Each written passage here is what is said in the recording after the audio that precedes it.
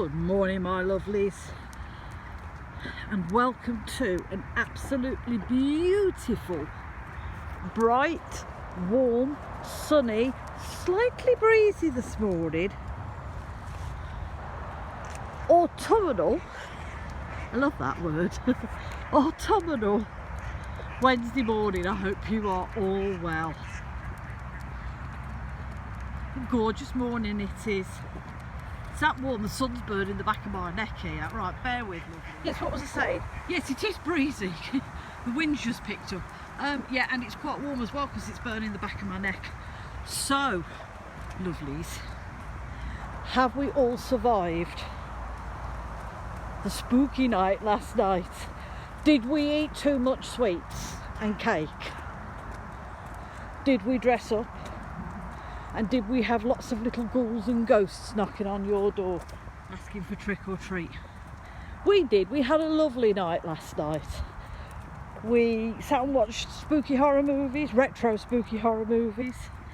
Did we watch The Omen? Oh, what's his name? Pinhead. It'll come to me. Yeah, so we did watch some spooky movies last night. Oh, The Fog, we watched The Fog as well.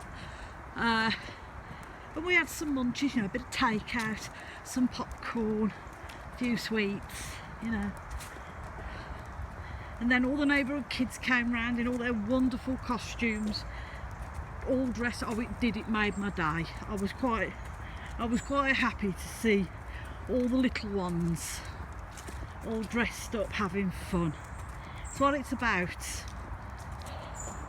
And then I got up this morning and instantly regretted the decision I made last night, eating that amount of takeout and chocolate and popcorn and God knows what else. So yeah, feeling a bit sugar hungover, shall we say. So anyway, that brings me quite nicely into today. Now, today's the 1st of November, but it's also, in Mexico, it's the Day of the Dead today. So I thought we'd have a little go at trying to understand the Day of the Dead. Where are you going, Lupin? So just bear with.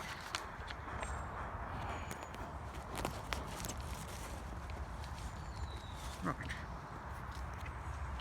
I'll keep rapping for a bit. Okay. Day of the Dead. The Day of the Dead is a combination of Aztec customs of celebrating ancestors mixed in with All Saints Day, a holiday brought in by the Spanish invaders to Mexico about 1500. Celebrated on the 1st and the 2nd of November.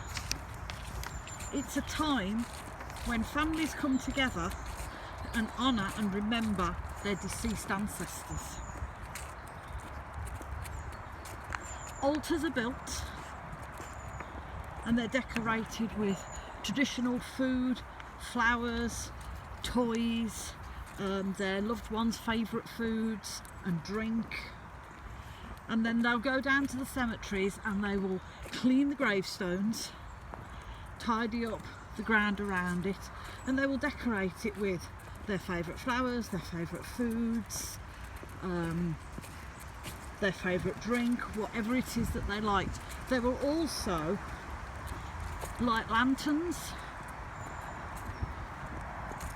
so that the spirits are guided back to their graves. I think I might be right in thinking that the party goes on all night with the lanterns being lit.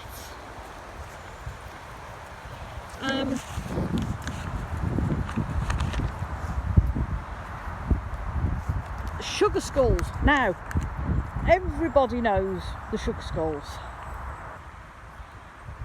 They are quite popular throughout the year in society. Everywhere you look there's a sugar skull somewhere, but they're more prominent during our Samhain and obviously Day of the Dead. Now, sugar skulls were are representative of the person who's passed, because they have their name apparently on their forehead, and they're placed on the grave to honour the return of the spirits whose name is on the grave and whose name is on the sugar skull. So the sugar skulls are made normally of cookies, and they're decorated with icing, you know, white background with colourful flowers and things and skull type features. Those I think they make to sell. The other kind of sugar skull is they're papier-mâché. They make papier-mâché skulls and they decorate them and they write the name of their deceased loved ones on each skull, and they place them on the grave, so that the wandering spirit will not only be guided by the lights of the lanterns, but also they'll be able to find their right grave because their name is on their sugar skull. I think that's a beautiful way of doing it. I really do. I think it's such a lovely way of honouring your loved ones. I mean, here in the UK we're quite sombre where death's concerned. You know, we'd probably have a memorial at some point for them, but that's it. Once they're gone and the funeral's been and gone and they've either been buried or cremated, then that's it. Maybe the only remembrance we have for them is, you know, a nod to them on their birthday. We may have pictures on the walls of them, but